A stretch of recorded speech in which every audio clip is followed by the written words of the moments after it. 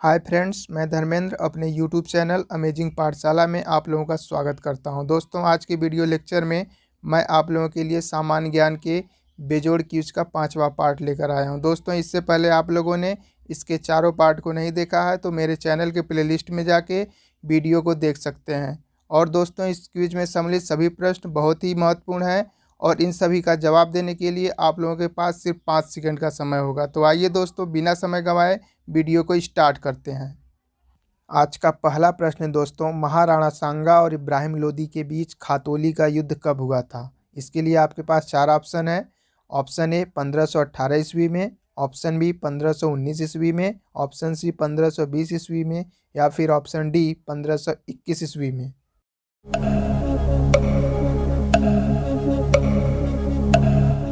इसका बिल्कुल सही जवाब होगा दोस्तों ऑप्शन ए अर्थात 1518 ईस्वी में। जी हाँ दोस्तों, महाराणा सांगा और इब्राहिम लोदी के बीच खातौली का युद्ध 1518 ईस्वी में हुआ था। दोस्तों, इस युद्ध में इब्राहिम लोदी की हार हुई थी जबकि महाराणा सांगा की विजय हुई थी।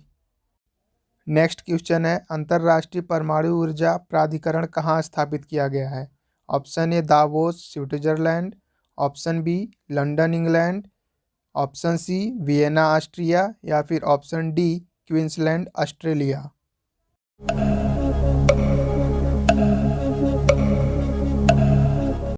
इसका करेक्ट आंसर होगा दोस्तों ऑप्शन सी अर्थात वियना ऑस्ट्रिया। जी हाँ दोस्तों, अंतर्राष्ट्रीय परमाणु ऊर्जा प्राधिकरण वियना ऑस्ट्रिया में स्थापित किया गया है। दोस्तों, इसकी स्थापना 1957 में हुई थी और इसे 2005 में शांति का नोबेल पुरस्कार प्रदान किया गया था।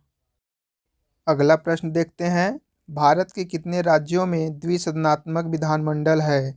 Option A 5, option B 6, option C 7 या फिर ऑप्शन डी 8।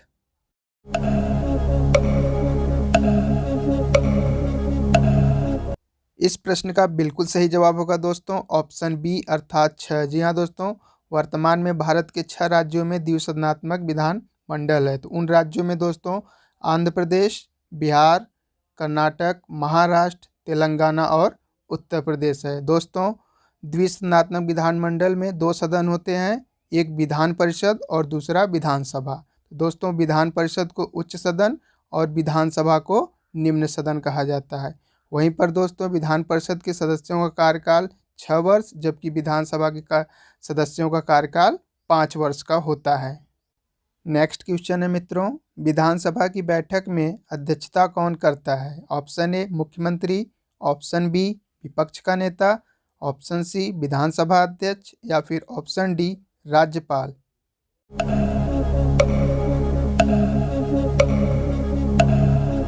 इस प्रश्न का बिल्कुल सही जवाब होगा दोस्तों ऑप्शन सी अर्थात विधानसभा अध्यक्ष। जी हाँ दोस्तों, विधानसभा की बैठक की अध्यक्षता विधानसभा अध्यक्ष करता है। दोस्तों, भारतीय संविधान के अनुच्छेद 180 के अनुसार विधानसभा बैठक की अध्यक्षता विधानसभा का अध्यक्ष करता है। दोस्तों, अध्यक्ष नहीं है तो उपाध्यक्ष और उपाध्यक्ष भी नहीं है तो विधानसभा द्वारा निर्धारित व्यक्ति उसकी अध्यक्षता करता है। नेक्स्ट क्वेश्चन है आप लोगों के लिए, संविधान के किस भाग में केंद्र राज्य वित्तीय संबंध का प्रावधान किया गया है? ऑप्शन ए भाग 10, ऑप्शन बी भाग 11, ऑप्शन सी भाग 13 या फिर ऑप्शन डी भाग 12।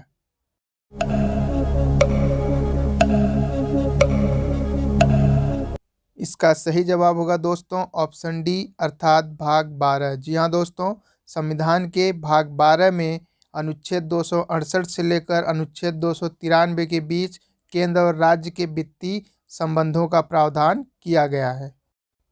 अगला प्रश्न है, किस समिति को अस्थायी मितव्ययिता समिति भी कहा जाता है? ऑप्शन ए प्राक्कलन समिति को, ऑप्शन बी लोकलेखा समिति को, ऑप्शन सी संयुक्त प्रवर समिति को या फिर ऑप्शन डी नियम समिति को।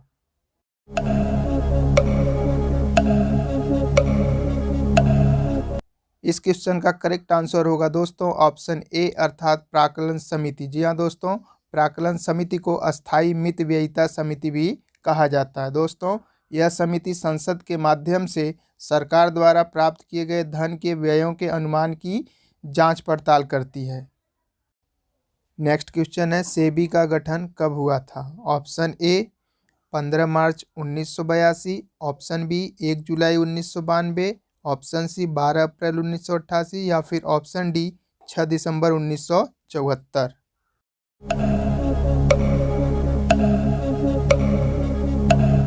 इसका बिल्कुल करेक्ट आंसर होगा दोस्तों ऑप्शन सी अर्थात 12 अप्रैल 1988। जी हाँ दोस्तों, सेबी का गठन 12 अप्रैल 1988 को हुआ था दोस्तों।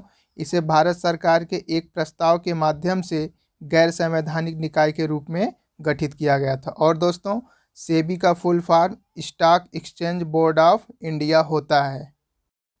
अगला प्रश्न देखते हैं, निम्नलिखित में से कौन नदी बंगाल का शोक कहलाती है? Option A Damodar, option B Son, option C Hooghly या फिर ऑप्शन डी गंडक।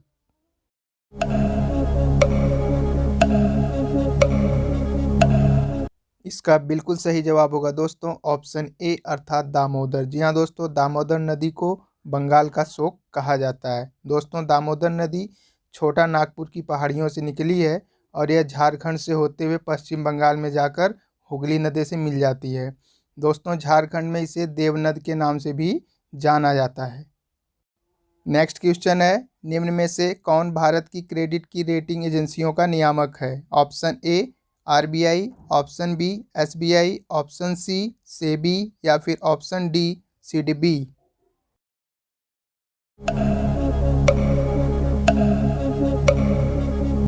इसका बिल्कुल सही जवाब होगा दोस्तों ऑप्शन सी अर्थात सेबी। जी हाँ दोस्तों, भारत की क्रेडिट की रेटिंग एजेंसियों का नियामक सेबी है। दोस्तों, सेबी की स्थापना 12 अप्रैल 1988 को हुई थी। और दोस्तों, इसको हिंदी में भारतीय प्रतिभूति और विनिमय बोर्ड भी कहा जाता है। और दोस्तों, सेबी का full form stock exchange board of India होता है। अगला प्रश्न है, भारत में सबसे अधिक दाल का उत्पादन किस राज्य में होता है? Option A Uttar Pradesh, option B Rajasthan, option C Madhya Pradesh या फिर ऑप्शन डी महाराष्ट्र।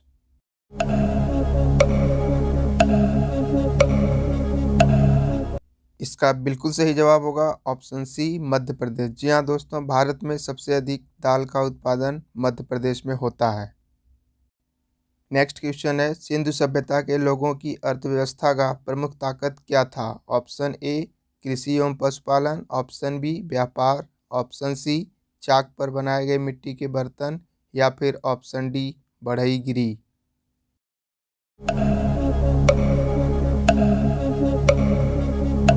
इस क्वेश्चन का करेक्ट आंसर होगा दोस्तों ऑप्शन ए अर्थात कृषि एवं पशुपालन। जी हाँ, सिंधु सभ्यता के लोगों की अर्थव्यवस्था की प्रमुख ताकत कृषि एवं पशुपालन था। दोस्तों, सिंधु सभ्यता के लोगों ने ही सर्वप्रथम कपास का उत्पादन किया था। इसके अलावा ये लोग गेहूं, जौ, चावल का भी उत्पादन करते थे। नेक्स्ट क्वेश्चन देखते हैं, अंग्रेजों ने निम्नलिखित किन स्थानों पर क्रमशः अपने व्यापार केंद्र स्थापित किए थे? Option A Calcutta, Madras, Bombay, Surat, option B Bombay, Madras, Surat, Calcutta, option C Surat, Madras, Calcutta, Bombay या फिर ऑप्शन डी सूरत, मद्रास, बम्बई, कलकत्ता।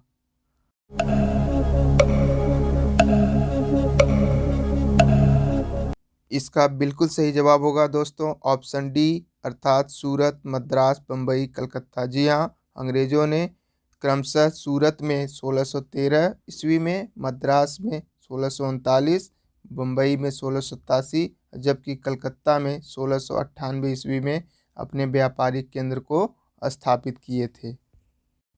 अगला प्रश्न मित्रों, भारत से ब्रिटेन की ओर संपत्ति के अपवाहन या ड्रेन ऑफ वेल्थ का सिद्धांत किसने प्रतिपादित किया था? ऑप्शन ए दादा भाई नौरोजी, ऑप्शन बी सुरेंद्र नाथ बनर्जी, ऑप्शन सी गोपाल कृष्ण गोखले या फिर ऑप्शन डी लाला लाजपत राय।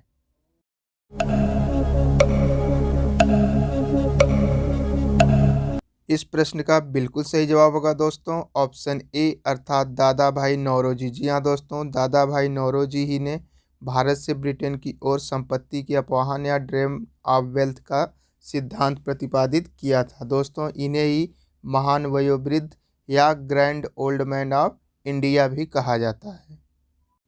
अगला प्रश्न है, कलकत्ता में उच्चतम न्यायालय की स्थापना किसके द्वारा की गई थी? ऑप्शन ए 1784 का पिट्स इंडिया अधिनियम, ऑप्शन बी 1773 का विनियामक अधिनियम, ऑप्शन सी 1793 का चार्टर अधिनियम या फिर ऑप्शन डी 1813 का चार्टर अधिनियम।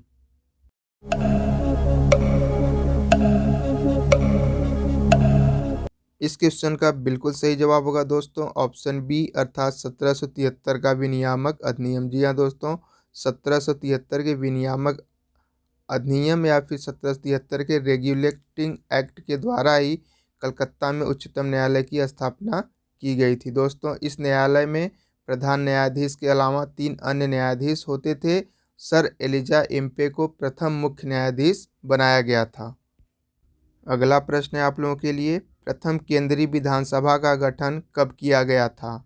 Option A 1922, option B 1923, option C 1921 या फिर ऑप्शन डी 1920 में।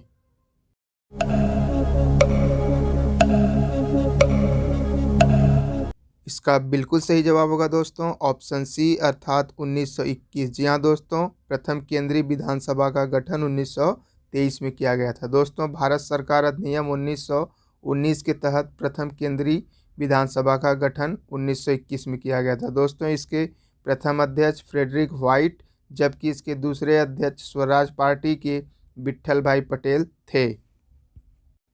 अगला प्रश्न देखते हैं, निम्न में से कौन सी विशेषताएं अमेरिका के संविधान से भारतीय संविधान में ली गई हैं? ऑप्शन ए न्यायिक समीक्षा, ऑप्शन बी मौलिक अधिकार, ऑप्शन सी उच्चतम न्यायालय के न्यायाधीश को हटाने की प्रक्रिया या फिर ऑप्शन डी उपर्युक्त सभी।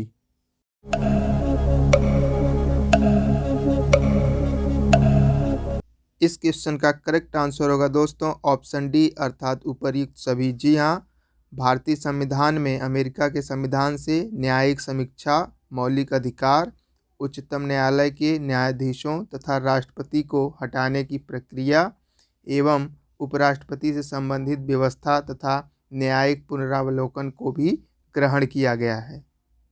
नेक्स्ट क्वेश्चन को देखते हैं, यदि लोकसभा का अध्यक्ष त्यागपत्र देना चाहे तो वह अपना त्यागपत्र निम्न में से किसको संबोधित करके देगा? ऑप्शन ए राष्ट्रपति को, ऑप्शन बी लोकसभा उपाध्यक्ष को, ऑप्शन सी प्रधानमंत्री को या फिर ऑप्शन डी मंत्रिमंडल को।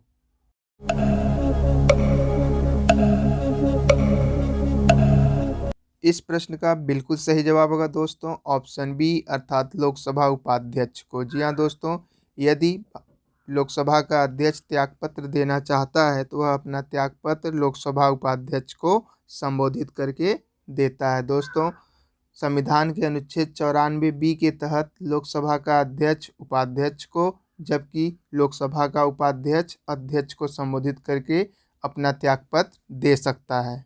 नेक्स्ट क्वेश्चन, भारत के उपराष्ट्रपति के निर्वाचन के संबंध में किसी विवाद को कहाँ फाइल किया जा सकता है? ऑप्शन ए उच्च न्यायालय में, ऑप्शन बी निर्वाचन आयोग को भेजा जाना चाहिए, ऑप्शन सी उच्चतम न्यायालय को या फिर ऑप्शन डी उपर्युक्त में से कोई नहीं।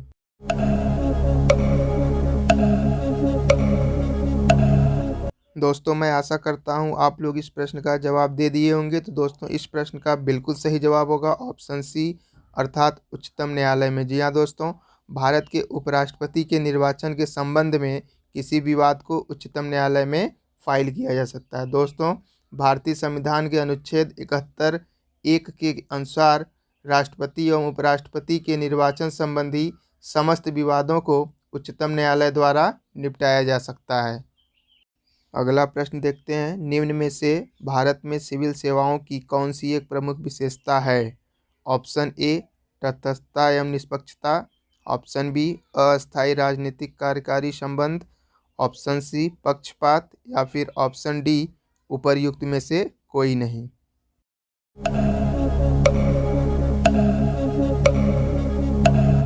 इस प्रश्न का बिल्कुल सही जवाब होगा दोस्तों ऑप्शन ए अर्थात तटस्थता एवं निष्पक्षता। जी हाँ दोस्तों, भारत में सिविल सेवाओं की सबसे प्रमुख विशेषता तटस्थता एवं निष्पक्षता है। नेक्स्ट क्वेश्चन है, किस वर्ष में भाषाई आधार पर राज्यों का पुनर्गठन किया गया? ऑप्शन ए 1951 में, ऑप्शन बी 1947 में, ऑप्शन सी 1950 में या फिर ऑप्शन डी 1956 में।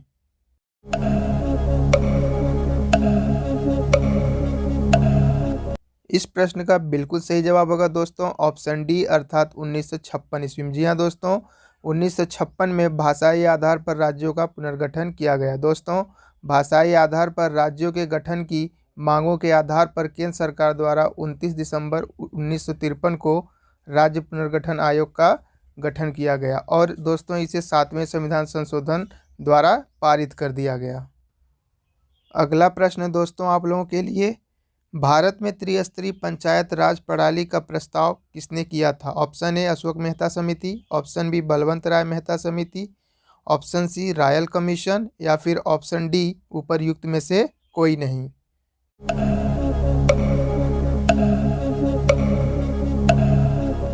इस क्वेश्चन का करेक्ट आंसर होगा दोस्तों ऑप्शन बी अर्थात बलवंत राय मेहता समिति। जी हाँ दोस्तों, भारत में त्रिस्तरीय पंचायत राज प्रणाली का प्रस्ताव बलवंत राय मेहता समिति द्वारा किया गया था। दोस्तों, इस समिति का गठन वर्ष 1957 में बलवंत राय मेहता की अध्यक्षता में किया गया था। दोस्तों, समिति ने अपना रिपोर्ट नवंबर 1957 में दिया तथा समिति की सिफारिशों को 1 अप्रैल 1958 को लागू कर दिया गया। नेक्स्ट है, अमजद अली खान निम्नलिखित में से किस संगीत वाद्य से संबंध है? Option A sarod, option B tabla, option C veena या फिर ऑप्शन डी सितार।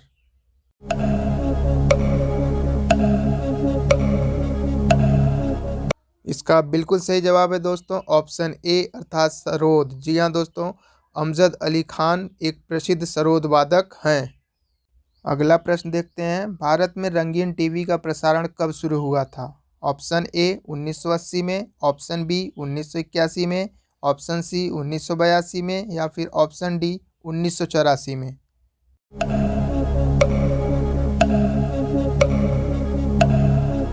इसका बिल्कुल सही जवाब है दोस्तों ऑप्शन सी अर्थात 1982 में। जी हाँ दोस्तों, भारत में रंगीन टीवी का प्रसारण 1982 में शुरू किया गया था। दोस्तों, सर्वप्रथम सत्यजीत रे की फिल्म शतरंज का खिलाड़ी को प्रसारित किया गया था। अगला प्रश्न है, प्रसिद्ध पुस्तक मालगुडी डेज का लेखक कौन है? Option A V S. Naipaul, option B R K. Narayan, option C Deepak Chopra या फिर ऑप्शन डी रविन्द्रनाथ टैगोर।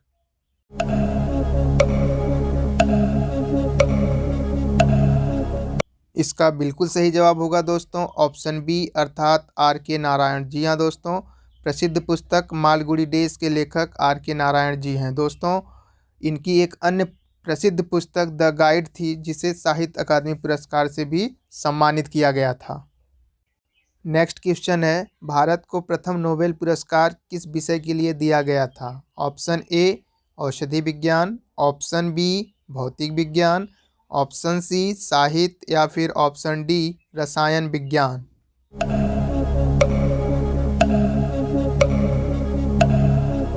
इसका सही जवाब होगा दोस्तों ऑप्शन सी अर्थात साहित्य। जी हाँ दोस्तों, भारत को प्रथम नोबेल पुरस्कार 1913 में साहित्य के लिए दिया गया था। दोस्तों, रविन्द्रनाथ टैगोर को उनकी रचना गीतांजलि के लिए यह पुरस्कार प्रदान किया गया था। अगला प्रश्न है, रेड डाटा बुक उन जातियों के बारे में जानकारी देती है जो ऑप्शन ए संकटापन्न है, ऑप्शन बी दुर्लभ हैं, ऑप्शन सी खतरनाक हैं या फिर ऑप्शन डी लुप्त हैं।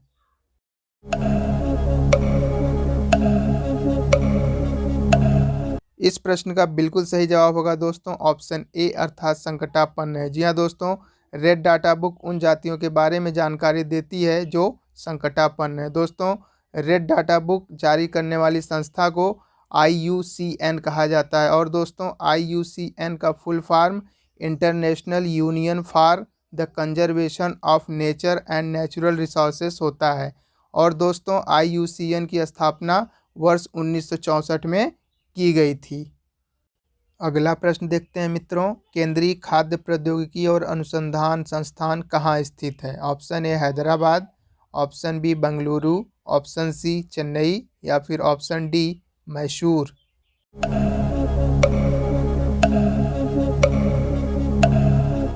इस प्रश्न का बिल्कुल सही जवाब होगा दोस्तों ऑप्शन डी अर्थात मैसूर। जी हाँ दोस्तों, केंद्रीय खाद्य प्रौद्योगिकी और अनुसंधान संस्थान मैसूर में स्थित है।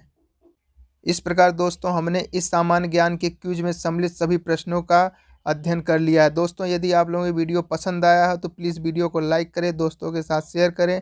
और दोस्तों अभी तक आप लोगों ने मेरे चैनल को नहीं सब्सक्राइब किया तो प्लीज़ चैनल को भी सब्सक्राइब कर लें। जय हिंद, जय भारत।